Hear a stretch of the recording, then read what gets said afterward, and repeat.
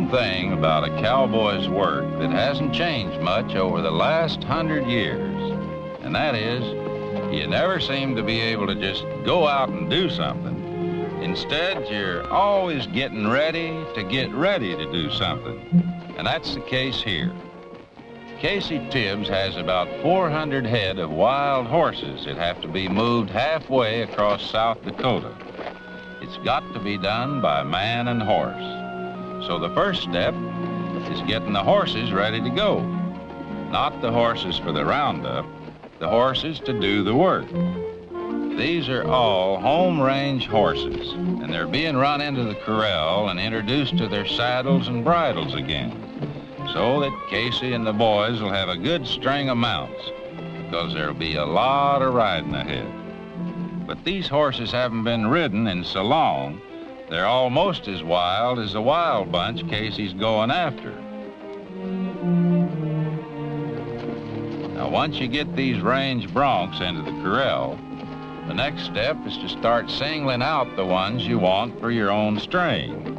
And that means doing a little earing down and a lot of hobbling so that you don't have to chase them more than one time for a horse. This old corral hasn't been used in about 15 years, so it's not in very good shape.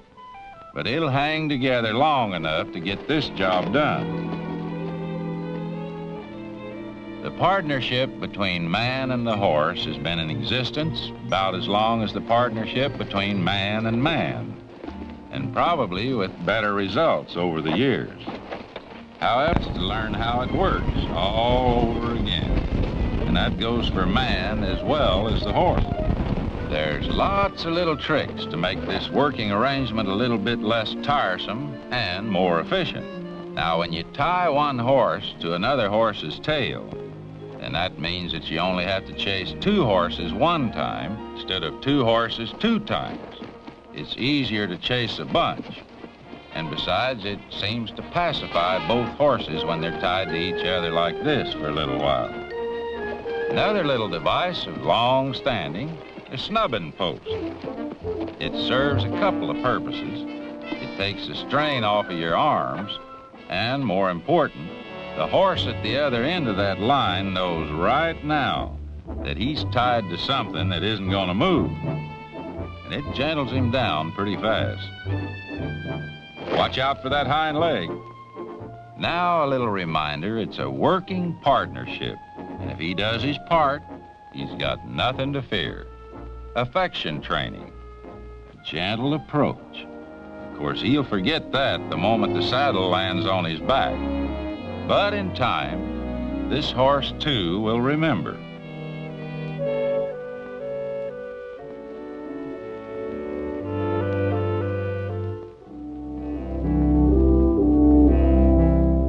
We've got a dude along with us on this trip. This is all kind of new to him, and he's got a lot to see, hoping to learn. The dude's name is Mark Reed. He's a fast gun artist, but a dude, nevertheless. Well, the old tricks have worked. What with the snubbing post, the blindfold, a little gentle patting, and some quiet words, this bronc has remembered his manners. He's remembered his half of the partnership. Time now to ease the horses into the idea that they've got a job to do.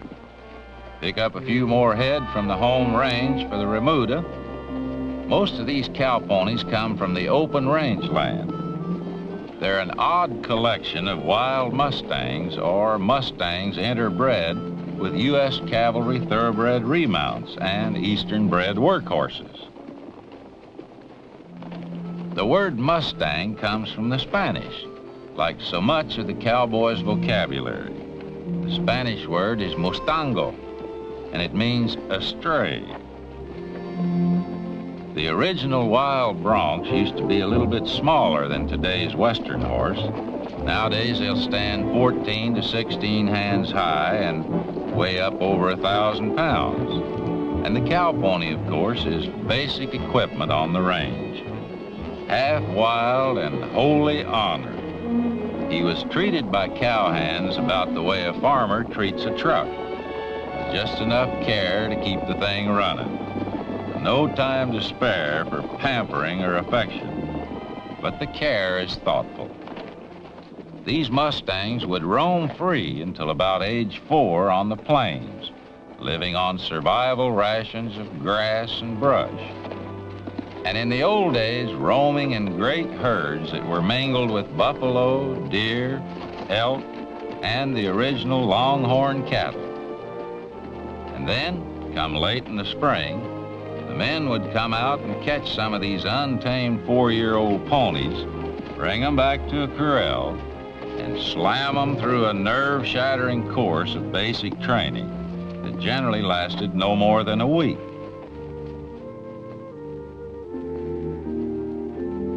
The average contract bronc buster was full of bruises and old sprains and about as tough and invulnerable as the wild horses that he saddled.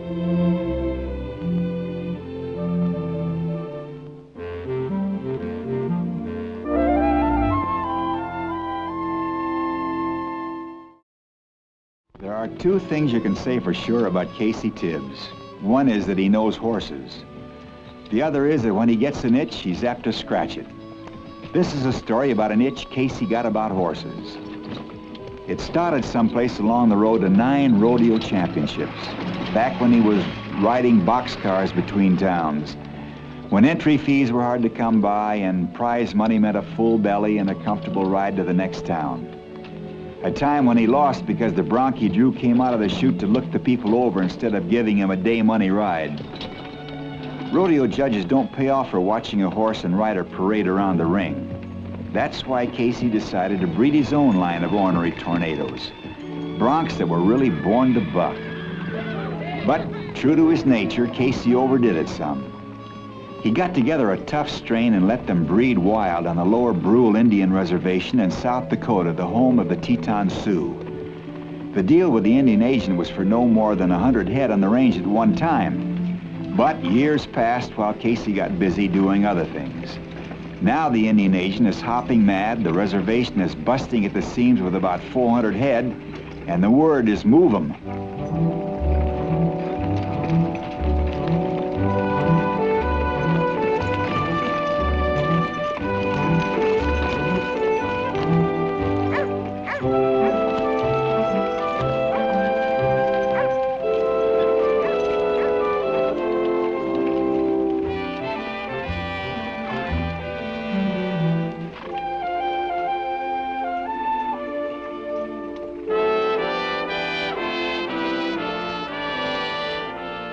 The main camp is set up on Ambush Creek.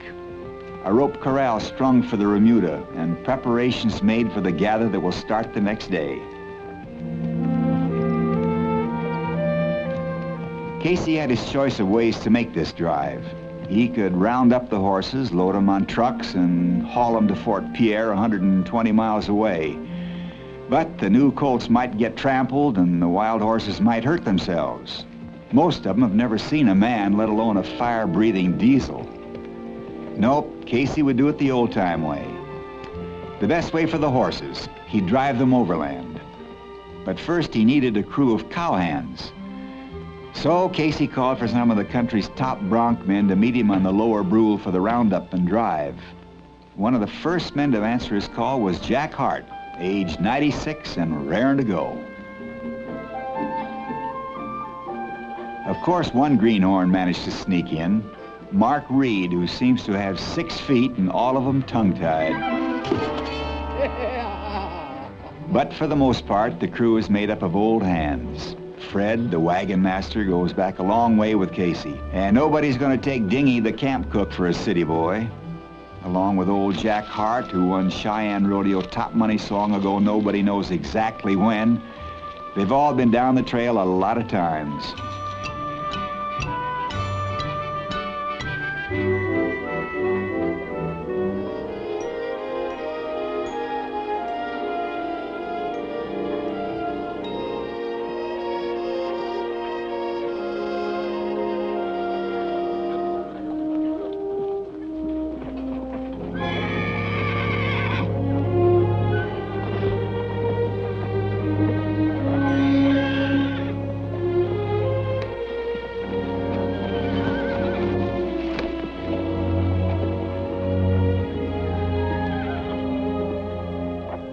Just as sure as the sun comes up each morning, the saddle horse remuda's going to have its fun. Any horse worth his salt will fight the saddle every time he feels it on his back.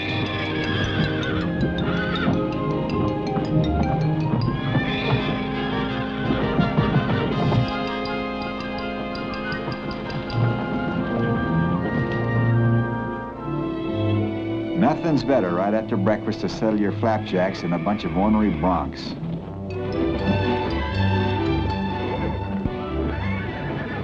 Fred was mainly interested in keeping them off the wagons.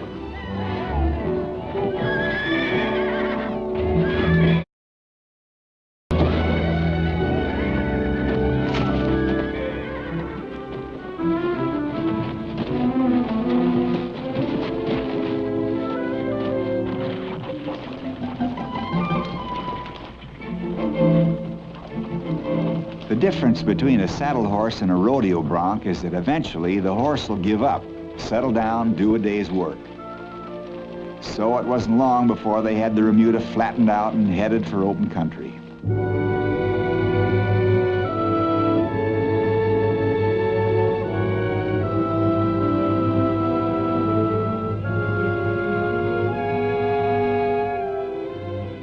Historians still carry on an argument about the way wild horse herds protected themselves from wolves. They all agree that Mustangs form circles with their colts in the middle. Some, like the famous artist Remington, contend they stood with their rumps out so they could kick their attackers. Others believe the horses would grab wolves in their teeth, fling them in the air, and then stomp them to death. Rump or foreleg, the wild horses managed to take care of themselves against every enemy except the two-legged ones. At one time, more than 200,000 dotted the western ranges.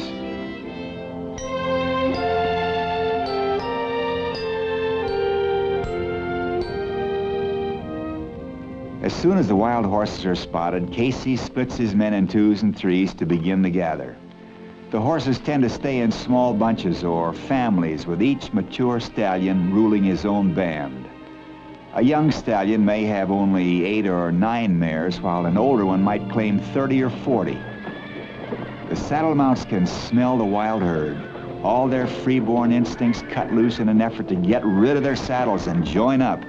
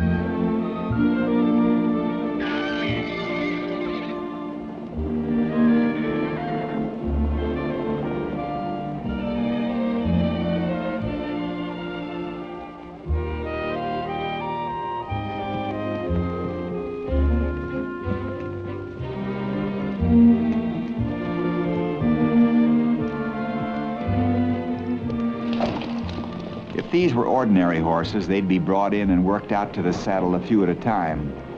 But Casey's gambling his whole roll that these are a different breed. He'll be satisfied if he and his cowboys can just get them bunched and moving.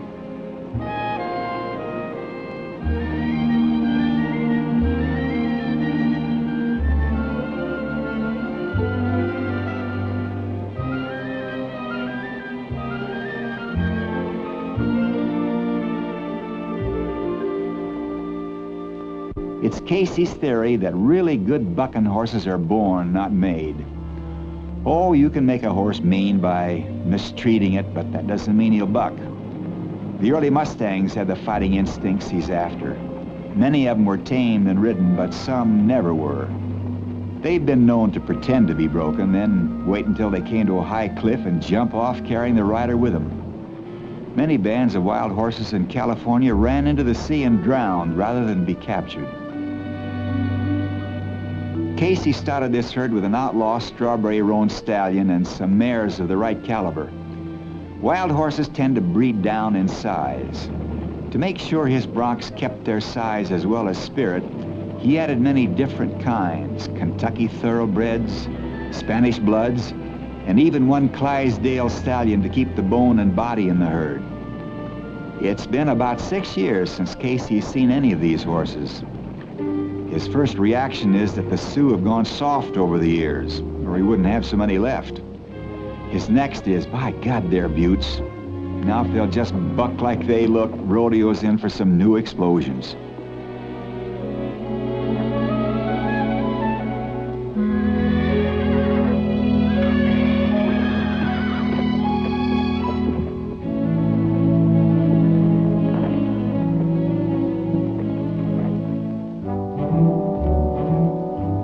Roundup itself begins. Horses and men, and a little while to get used to each other. The horses have to be accustomed to the idea of being moved and managed and kept bunched together. And the riders will take a little while to get the feeling of this herd. Every herd has a character all its own. But a few days of moving them around, up one side of the hill and down the other, and they'll know these horses. Cowboying is a singular profession, and it deserves some respect. You're out there riding 14 to 16 hours a day, in any kind of weather, all kinds of conditions. You're riding for work, not for pleasure. The profession started quite a while back, a good 50 years before the western beef cattle industry started in Texas. There was a group of professional horsemen calling themselves vaqueros. They had already set the style and evolved the equipment and most of the techniques, and even a lot of the vocabulary that would become the stamp of the American cowboy. Now, back in the time of the original conquistadors, the Indians were forbidden to use the horses. They were considered primarily tools of war. But the Padres decided they had to, so they taught the Indians how to ride. They also taught them how to rope, how to snare a steer on the run by throwing the loop of braided rawhide that had been known for centuries in Spain as la riata. Later, that was Americanized to a lariat. The Indians used a horn-equipped version of the old Spanish war saddle. And once a steer had been caught, they learned to bring the animal to a stop by taking a couple of quick turns of the lariat around the horn. This they called dar la vuelta. Dar la vuelta came to be known as the American cowboy's dally. To take a couple of turns around the horn of your saddle is a dally. In the final Americanization or abbreviation, the word vaquero became buckaroo. As they drive one small bunch into the main herd, young Jimmy Hunt is the first to spot possible trouble up ahead, buffalo. The bulls stand about 6 feet at the peak of the hump. They're about 9 feet long from their bearded chins to their small tail flags. Now that awkward look is deceiving. They gallop about 35 miles an hour and keep it up for 10 to 12 miles, longer than a horse. They can stop instantly, whirl and outfight grizzlies. They can outmaneuver huskies in the snow, outswim dogs, and climb like mountain sheep. And they know how to use those sharp horns. Once these great beasts roamed over half the United States in 3 herds. The central herd was called the Republicans. For some reason, it seemed fitting in those days. They rambled from South Dakota in an annual circle that took in 5 states. But by 1900, man had taken his toll, and there were only about 500 buffalo alive. Now, thanks to protected rangeland, instead of disappearing, buffalo are becoming plentiful again. Too plentiful for Casey, because if there's one thing that wild horses and buffalo agree on, it's that they just don't like each other. So Casey's facing a problem. The problem has to do with time and distance, and it has to do with weather. That herd of buffalo, unfortunately, is strung out all along the length of the river that this herd of horses has to cross. So Casey will study this herd of buffalo for a while to get the feeling of those big beasts, judge their temper if he can, and try to judge the temper of his own horse herd, and figure the geography and the time of year and take his chances. He's got to either go around or go through. But that's not the kind of judgments you'd want to make in 5 minutes. The buffalo show no signs of leaving the river. They like the grazing along this stream, and meantime, the broncs are getting thirsty, and they want to go through to the water.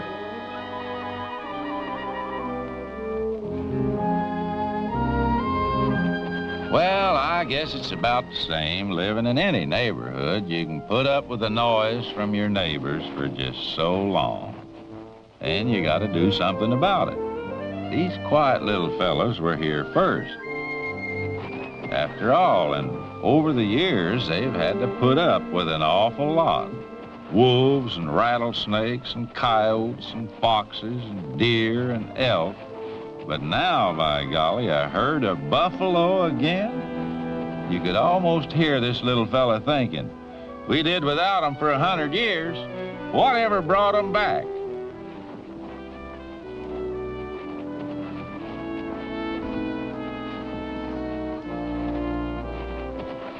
Well, now that the fight's over, we might just as well get back to the business at hand, which for prairie dogs is eating most of the time. Buffalo is the original dry cleaning machine. These dust wallows keep down the oil in the hide and keep down the parasites. A good wallow in the dust is as contagious as a yawn. Pretty soon, half of that herd will be rolling around on its back. It used to be the clouds of dust that came up from a buffalo herd could have been mistaken for a prairie fire.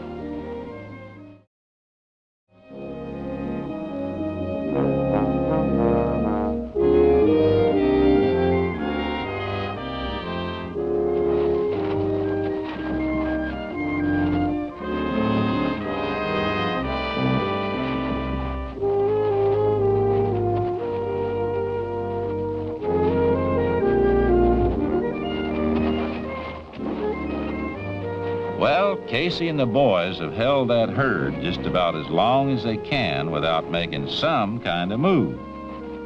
And the buffalo don't seem to be changing their position. That river's gonna have to be crossed sooner or later. Meanwhile, the broncs are getting